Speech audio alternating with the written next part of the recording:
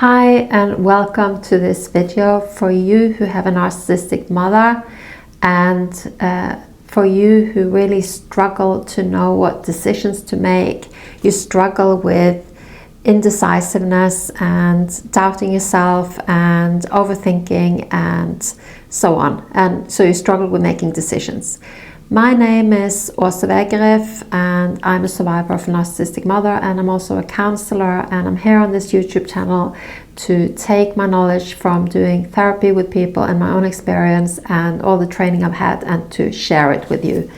So let's talk about what might be going on for you when you are really indecisive and you don't know what choices to make and you feel really stupid about it. Because when you're an adult and you're in this situation, it makes us feel really incompetent, it makes us feel really dumb, it makes us feel really what is going on for me, why am I like this, and really frustrated with ourselves and tired of ourselves. But please don't be too hard on yourself. Let's go behind this and look at what might be going on.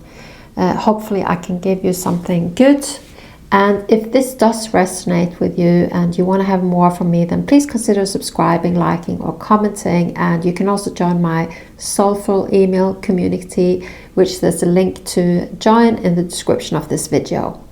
So the thing is with having a narcissistic mother is that she likes to be in control. She likes you to do what she wants you to do. So she may have made a lot of decisions for you, and she may have made a lot of decisions that weren't decisions that you actually would have wanted for yourself. I remember my mother deciding a lot for me, you know, what colors I should wear, what clothes I should wear, what things I should have as hobbies. She really did not support my own growth in becoming who I was. She really saw me as an extended part of herself and thought she had all the right to make those choices for me. And the thing is, if you have had a lot of choices made for you and a lot of things that have been difficult and maybe the wrong choices and so on, you maybe not had the modeling, you maybe not have the practice of making your own decisions. And maybe also if you made decisions and then it became the wrong decisions, then perhaps there was also the feeling of, well, it's better that my mother makes the decisions even if they don't feel right for me, so that's difficult. But if I make the decision for myself and then it's the wrong decision, then I've really messed up because I'm obviously not good at making decisions. So there are many things in this, because what we tell ourselves becomes the reality about ourselves. If you really feel like, so there's the truth of this, that you may not have had a lot of practice and encouragement in making your own decisions. And then there's also the sort of self-fulfilling prophecy of, I'm not good at making decisions. And if you keep telling yourself that, then you may actually live that way. But these are all things that once you understand more what's going on for yourself, that's how you can start to address it more. Because these all point us in different directions to what you need. So if you're spiritual and you can see that you're having a belief that I'm not good at making decisions, then you can start to use affirmations and start to choose different directions for yourself. And you can ask the universe to help you in this process of becoming decisive and making the right decisions for yourself more and more. So there's also the aspect with your narcissistic mother that if she wasn't happy with you being you and making decisions from yourself, then perhaps without her even saying so, you would have known that. You would have known that from her demeanor, her look, just knowing it. That when I make decisions, they are not the decisions that my narcissistic mother wants me to make, and they are wrong. And there's also something with quite often as kids, when we do go outside of what our mothers want, we can start messing things up and then feeling really bad about ourselves. So she sets you up in a way for a very different trajectory than a child who is encouraged in making their own decisions does.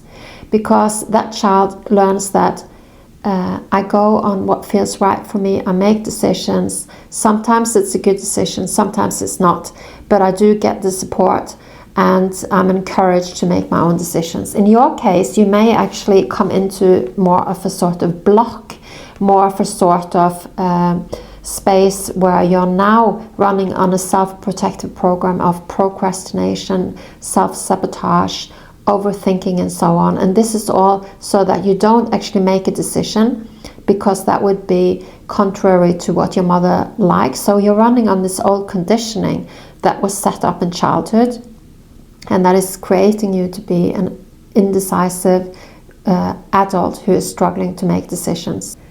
We also know that making decisions and having preferences and stepping closer to your authentic self is, which I have a program on, and if you're interested, you can join the waitlist, send me an email. My email is in the description of this video. But making decisions is something that you need to practice. It's like a muscle. Saying, all these are habits, like saying your preferences, making decisions, taking a leap and trusting in yourself. These are all things that we either do or we don't, and then our muscle withers, and we end up in no decision land. That might be helpful to you. Then there is the question of, do you actually know what you want to do? Do you actually know what decision to make, or do you not have a clue? Do you not know what? These are two different decisions. These are two different situations. If you don't know, then that can be like, do you in general just don't know what is right for you, what you should do? Making decisions is hard in general, and you don't know why it is and how it is. Or is it more that because then it sounds to me like that you're on a distance to your signals, to yourself. So that makes me think about that you need a stronger connection to your authentic self, to strengthen that connection so that you can hear those signals, and that you can start to hear what is right for you and isn't. Perhaps it's just more, so it can be in general that it's hard to make decisions around everything. It can be just if it's bigger things, it's more invested, and it's more of a you're careful and you're hesitant because this is a big decision with big consequences, and that is a hard place to be, no doubt about it. Yet I would say, from my experience, the more you turn off the distractions outside, the more you go inside and listen to your heart, because you have a higher self, you have a heart speaking to you. If you listen, you need to build a relationship to this that can give you help and guidance in your life. So if you struggle to know what you want, it is a lot about checking in with yourself. It's a lot about strengthening the relationship to yourself. It's about learning to hear the signals coming to you. It's about strengthening that relationship so that you can understand what direction feels the most right one for you to go in. It can also be with your narcissistic mother that you have had a lot of experiences of having made decisions and then having told your preferences, having decided on something, and then she's been manipulating you to actually, you end up like 180 degrees opposite to where you just were, questioning what was going on here and so on. Your mother is an expert in gaslighting you. So these are all things that can cause you to have a difficult relationship with making decisions. So then, if that's the case, then you certainly need to try to stop her influence in that, and to perhaps stay with the decision that you already had made for yourself, and stop telling her about decisions, and protect yourself and set boundaries. That's one route to go with this. Then there is an aspect of making decisions is difficult. Depends on how much you're invested and how important this decision is for you. But whenever we make decisions, there's a time before we make that decision, which is the hard point, because you don't know what the result will be. You don't know, there are no guarantees.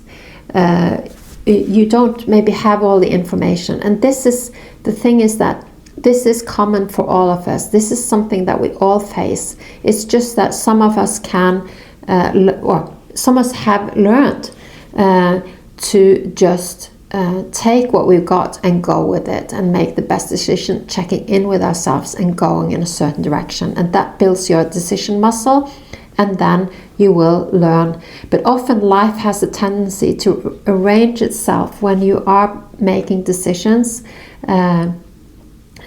Often, at least if you are making in that way right decisions, if you're going with your heart, because are you actually making this decision as something that you're drawn to, something that you love, something that you want to do? Are you motivated by love? Then the universe tends to rearrange itself so that it's the right decision and things work out for you in terms of growth, in terms of where you're meant to be. But if you're coming from a fearful place, fearful energy, and trying to protect yourself making decisions, then quite often that's the wrong kind of energy to be in when you make decisions, and it doesn't necessarily take you in a good direction. So that's something to think about. What place in yourself are you making this decision from? Are you making it from a point of an energy of, I'm making the best decision that I can, and this is something that I really want? Or are you desperate and maybe listening too much on the outside to what other people are saying? Well, that's probably not going to put you in the best decision-making mode.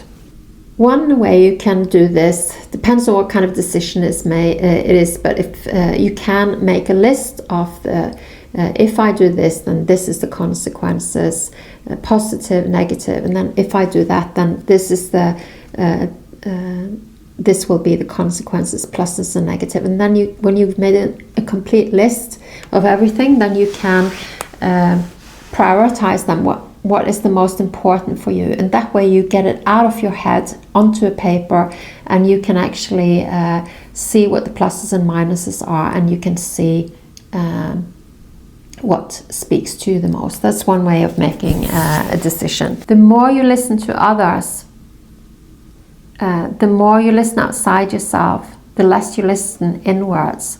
So learning to be quiet, learning to check in with yourself, learning to ask your higher self for advice. Your heart, what is the right thing for me? That is the way to making true decisions that really enrich your life. And one way of strengthening that decision muscle is to start with small preferences, small decisions, things that aren't so important, and just like being really aware of what speaks to you more than something else. And then so starting in the small with things that aren't so significant and really building it up. That's one way as well you can build up your decision muscle. So I hope this has been helpful, and I'd really love to see you again. If it has resonated with you and you'd like more help from me, then please consider subscribing to my videos so that you can come back and see more videos and so on. And if you'd like to join my email community, there is a link to that in the description of this video. So hope to see you again, and have a nice day.